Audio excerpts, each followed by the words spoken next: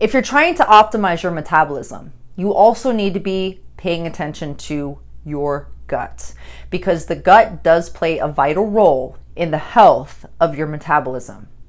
In today's video, I want to discuss the connection between metabolism and your gut.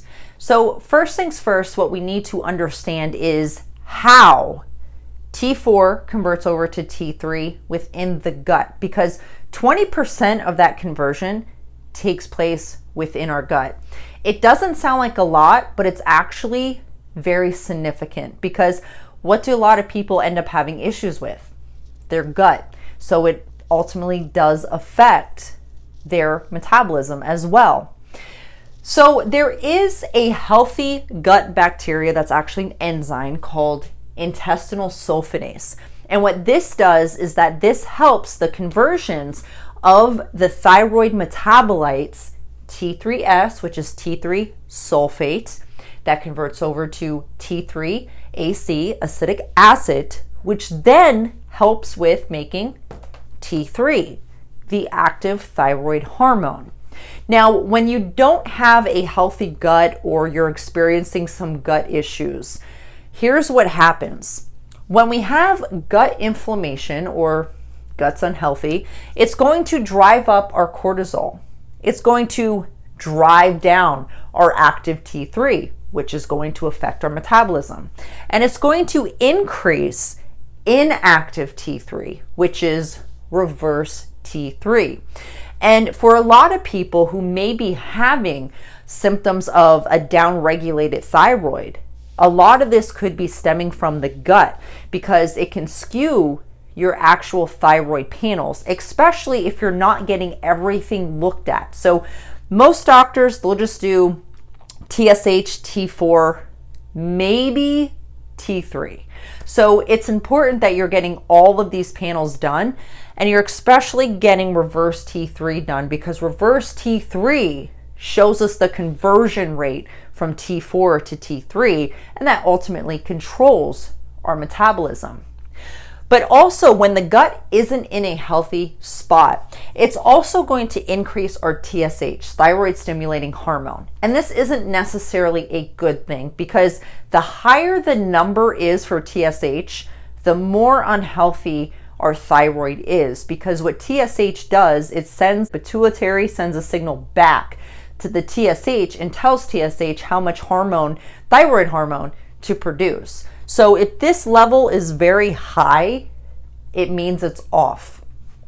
The next thing is that it's going to downregulate thyroid hormone receptor sites. So that right there is going to be very important in regards to thyroid hormones.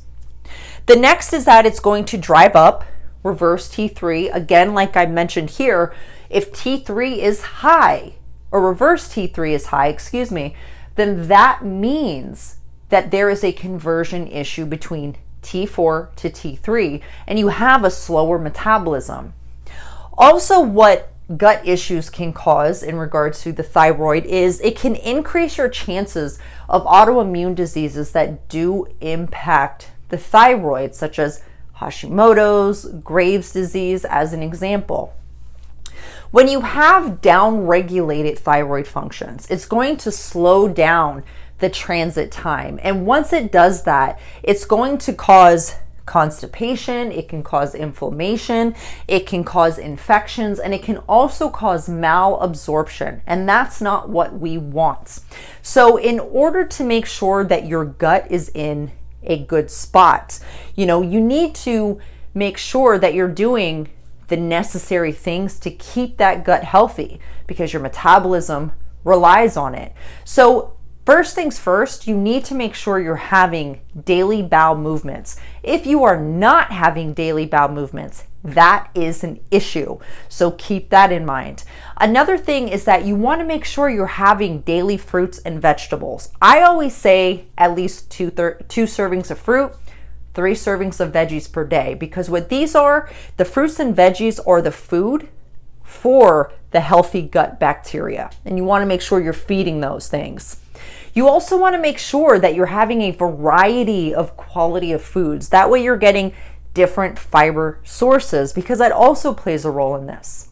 The next thing is water, making sure you're getting in plenty of water because water promotes movement.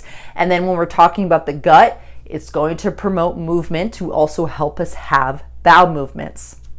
Another thing is that we're getting in daily movement because it helps increase gut motility. So that's what we also want to happen because we want to make sure that we are having daily bowel movements because when we do that, that is a way that our body is detoxifying itself because that's how our bodies are made. Our bodies are a detoxing machine, but of course, you have to get rid of the waste. The next thing is the golden rule for fiber. So this is something that I think a lot of people struggle with getting in their daily fiber. So a rule is that for every 100 grams of carbs, that should equate to at least 10 grams of fiber. So for example, let's say you're eating 300 grams of carbs per day. So what that means is that you should be getting in at least 30 grams of carb or 30 grams of fiber, per day. So 300 carbs equals 30 grams of fiber.